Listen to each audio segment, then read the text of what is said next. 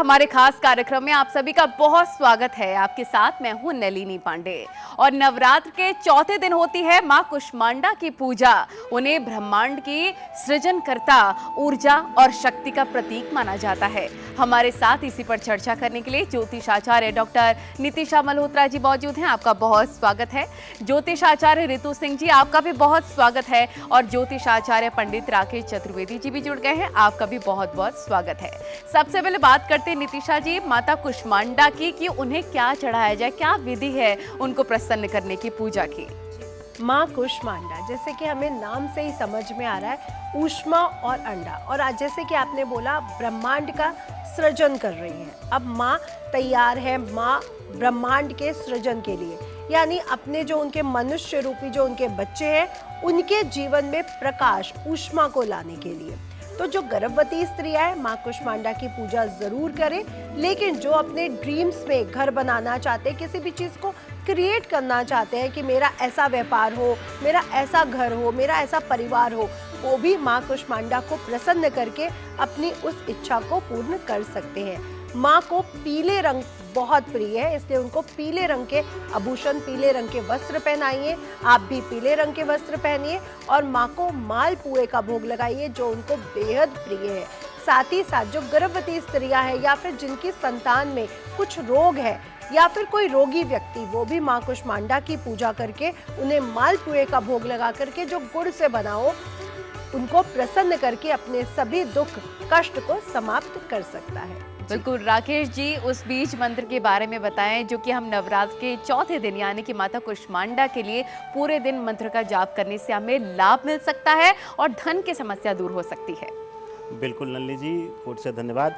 देखिए, माँ कुष्मांडा यानी ब्रह्मांड का वह शून्य और अनंत, अपने आप में ही पूरे ब्रह्मांड की ऊर्जा को जो है दर्शा देती है, यानी शून्य से सृजन तक की ऊर्जा है माँ कुष्मांडा। और ऐसी अवस्था में कोई भी मनोकामना हो, संतान संबंधी हो, जैसा कि आदरणीय नितिशा जी ने बताया, या फिर कोई बड़ा लक्ष्य हो आपका, जो है दुश्मनों का यानी कि नकारात्मक ऊर्जा का, अंधेरे का अंत करने वाली हैं, और सकारात्मक जो है सूर्य उदय करने वाली, यानी 9 सूर्योदय की ऊर्जा है माँ कुष्मांडा। तो ऐसी अवस्था में आपके जीवन में अगर कुछ भी गलत हो रहा है, कुछ भी नकारात्मक हो गया, अंधेरे से घिर गए हैं, खास करके आजकल हम लोग जो है डिप्रेशन नाम का एक शब्द सुनने को बहुत ज़्यादा मिलता है, उससे अगर पीड़ित हो गए हों तो इस बीज मंत्र का जाप जरूर करें। और माँ कुष्मांडा है, क्या है कुष्मांडा?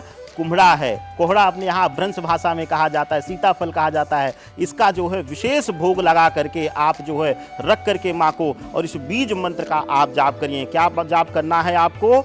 ऐं श्रीं ह्रीं कुष्मांडै नमः। इस मंत्र का जाप अगर आप करते हैं तो आपके जीवन से अंधकार समाप्त हो जाएगा। कितनी भी बड़ी प्रबल मानसिक पीड़ा आपको मिल रही हो वह भी दूर हो जाएगी, और सूर्योदय, 9 सूर्योदय की लालिमा आपके जीवन में नया ऊर्जा, नया संचार भर देगी। बिल्कुल। रितु जी, कई लोगों के मन में ये भी होता है कि माता रानी को ऐसा क्या चढ़ा दें कि माता रानी प्रसन्न हो जाए, हमें वरदान दे, आशीर्वाद दें। तो उसके बारे में भी बताइए कि दान का कितना महत्व होता है और माता रानी को कैसे प्रसन्न करें। बिल्कुल। देखिए, अगर माँ कुष्मांडा की बात करते हैं तो अपनी मोहक मुस्कान से इन्होंने सृष्टि की संरचना की थी, और इनका निवास सूर्य लोक में हम मानते हैं। सूर्य ग्रह को प्रतिनिधित्व करती है, रिप्रेजेंट करती हैं। आपकी कुंडली में अगर सूर्य ग्रह की स्थिति अच्छी नहीं है तो आप चौथे दिन माँ कुष्मांडा की आराधना पूजा कर सकते हैं। और देखिए, इनका शुभ रंग नारंगी रंग हम मानते हैं माँ कुष्मांडा का। जैसा अभी बताया कि मालपुए का भोग और कुम्हड़ा, जो हम कहते हैं काशी फल, वो माँ को बहुत पसंद है। तो आज के दिन दान भी अगर आप करिए तो आप कुम्हड़े का दान कर सकते हैं, मालपुए का एक छोटा सा भंडारा आप कर सकते हैं। आप कन्याओं को बुलाकर और उनको प्रसाद स्वरूप में आप मालपुआ खिला सकते हैं आज के दिन। सरकारी नौकरी की जो बच्चे तैयारी कर रहे हैं, अगर हम आज के दिन उनकी कोई मदद कर सकें, कोई बच्चा बहुत योग्य है लेकिन क्योंकि आर्थिक स्थिति नहीं है, वो कोचिंग नहीं कर पा रहा है, सरकारी नौकरी की तैयारी कर रहा है, बुक्स नहीं है, तो आप आज के दिन उनकी मदद करके देखिए, आपको माँ कुष्मांडा का आशीर्वाद प्रदान होगा।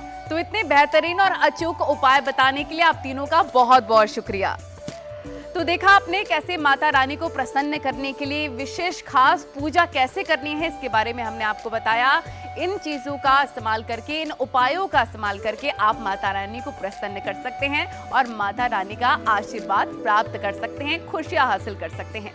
इसी के साथ हमारे खास कार्यक्रम में आज के लिए फिलहाल इतना ही। नमस्कार, जय माता दी।